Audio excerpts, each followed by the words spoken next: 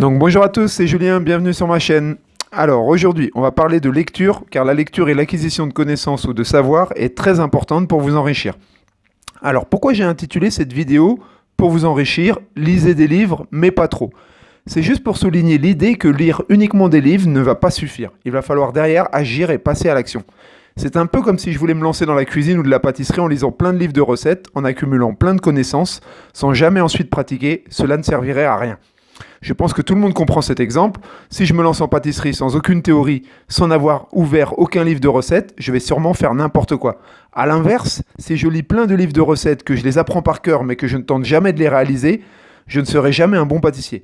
Donc tout le monde a compris, vous devez avoir un bon équilibre entre la théorie et la pratique. La connaissance et le savoir valent de l'or, mais à condition d'agir, à condition de les utiliser. Eh bien pour l'enrichissement, c'est exactement la même chose. S'enrichir, ça peut paraître bizarre, mais c'est comme tout, cela s'apprend. Et aujourd'hui en 2020, et grâce à Internet, vous pouvez avoir accès à énormément de livres, de vidéos, de savoir. Alors la question est quoi lire ? Point d'interrogation. Car si je vous demande si vous lisez, vous allez me dire oui, je lis, tout le monde lit. Mais vous devez essayer de lire des magazines, des livres, des blogs qui vont vous apprendre quelque chose, vous former dans un domaine, qui vont enrichir vos connaissances. Vous doutez bien que si vous lisez tous les matins ce qu'il y a écrit sur votre paquet de céréales ou si vous lisez toujours des romans de fiction, cela ne va pas vous enrichir. A l'inverse, si vous lisez des livres pour apprendre à investir en bourse ou dans l'immobilier, mais que vous ne mettez jamais en action vos connaissances, cela vous ne sera pas utile pour vous enrichir concrètement. Vous devez trouver un équilibre entre la lecture et l'action. C'est pour cela que j'ai intitulé cette vidéo « Lisez, mais pas trop ». C'est une sorte de clin d'œil car on ne lit jamais trop. On peut toujours continuer à apprendre tout au long de sa vie et non pas s'arrêter d'apprendre une fois qu'on est sorti de l'école. Vous connaissez sûrement cette citation de Jim Rohn, « Les riches ont une grande bibliothèque, les pauvres ont une grande télévision ». Bien sûr, cette citation est une exagération, une essentialisation, mais des études sociologiques ont montré qu'en moyenne, les personnes fortunées passaient plus de temps à lire que les personnes moins fortunées. Et c'est exactement la même chose, ou plutôt l'inverse pour la télévision. Les personnes pauvres passent plus de temps quotidiennement sur la télévision que les plus riches. Quand on interroge des millionnaires comme Bill Gates ou Warren Buffett, ils déclarent consacrer plusieurs heures chaque jour à la lecture. Bref, tout cela pour vous dire que pour vous enrichir, vous devez lire et si possible lire des choses intéressantes. La lecture est une sorte de nourriture mentale qui va conditionner vos pensées, ce que vous avez dans la tête, et cela va conditionner vos actions. Essayez de nourrir votre cerveau avec des pensées stimulantes en lisant plutôt qu'en regardant en boucle les chaînes d'information qui vont vous montrer des choses déprimantes pour votre cerveau et sur lesquelles en plus vous ne pouvez pas agir. Bien sûr, n'oubliez pas de vous faire plaisir, vous avez tout à fait le droit de lire des livres pour la détente si vous adorez les romans policiers ou de science-fiction. Et vous avez également le droit de regarder plusieurs épisodes de votre série préférée. Encore une fois, tout est une question d'équilibre. Donc j'en reviens à la question, quoi lire ? Point d'interrogation. Alors, je vais vous faire une petite sélection de livres sur l'enrichissement, les finances personnelles. C'est complètement subjectif, mais je vais essayer de lister ceux qui me paraissent fondamentaux et puis après, vous ferez votre choix. Je vous conseille également de regarder les suggestions faites par les sites internet. Par exemple, vous savez, quand vous choisissez un livre sur Amazon, en dessous de votre livre, il est écrit les clients qui ont aimé ce livre ont aussi aimé cela, etc. Et là, généralement, on vous donne toute une liste de livres qui sont en relation avec celui que vous avez lu. Tout cela peut vous donner des bonnes idées de lecture. Et si vous avez le temps ou l'argent, si vous n'avez pas le temps ou l'argent pour tout lire, je vous suggère de chercher sur Internet avec Google un résumé du livre. C'est ça qui est magique avec Internet, c'est que gratuitement et rapidement, vous allez pouvoir accéder aux idées principales contenues dans le livre, car quelqu'un avant vous aura fait l'effort de produire une fiche de lecture sur l'ouvrage.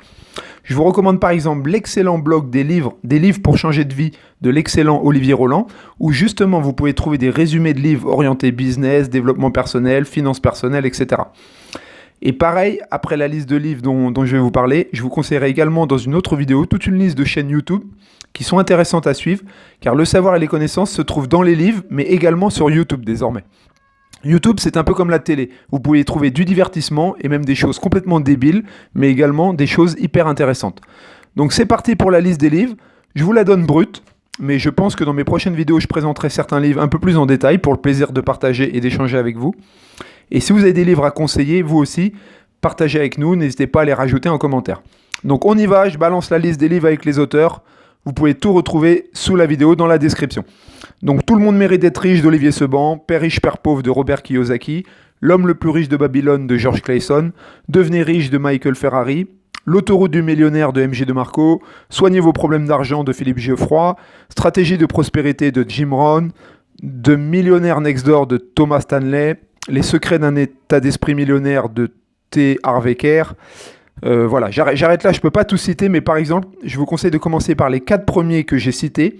Vous allez y apprendre vraiment les bases, et déjà, rien qu'en appliquant les bases, vous allez faire mieux avec votre argent que 70% des gens.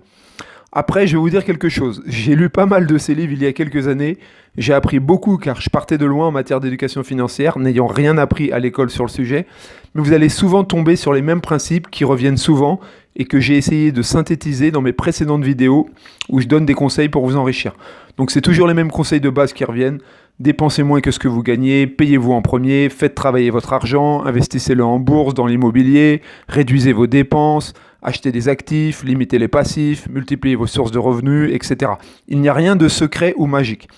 Et juste pour finir sur mes conseils de lecture, je vous recommande également les magazines suivants qui sont sérieux et qui paraissent chaque mois: Le Revenu, Mieux vivre votre argent et Gestion de fortune. Ce sont des magazines qui sortent mensuellement et cela vous permet de vous tenir au courant de l'actualité concernant les placements financiers. Ayant lu pas mal de livres il y a quelques années, désormais je me contente souvent de ces magazines pour me tenir au courant. En conclusion de cette vidéo, allez-y, lisez des livres que je viens de citer sur l'argent si vous voulez vous éduquer financièrement et ensuite passez à l'action. Travaillez dur, intelligemment et faites rentrer de l'argent. Car n'oubliez pas, le triptyque de base pour vous enrichir, c'est gagner de l'argent, en économiser et en investir. Voilà les amis, je vous dis à bientôt. Alors on se retrouvera prochainement pour la vidéo numéro 14 où je parlerai d'assurance vie et notamment du choix de la gestion de son contrat d'assurance vie qui peut être réalisé par soi-même, c'est ce qu'on appelle la gestion libre, ou réalisé par une société de professionnels, c'est ce qu'on appelle la gestion pilotée. Voilà, j'ai reçu cette question par mail de la part de Guillaume qui a un contrat d'assurance vie en fonds euros qui ne rapporte pas grand-chose et il voudrait insérer dans son contrat des unités de compte. Mais comme il ne sait pas trop quoi choisir, il voudrait basculer son contrat en gestion pilotée. Donc moi, je lui ai répondu personnellement par mail, mais je voudrais aussi ici, sur cette chaîne, vous expliquer pourquoi je suis un partisan de la gestion libre pour vos contrats d'assurance vie. Et donc, on se retrouve bientôt pour la vidéo numéro 14. Ciao, bye bye les amis!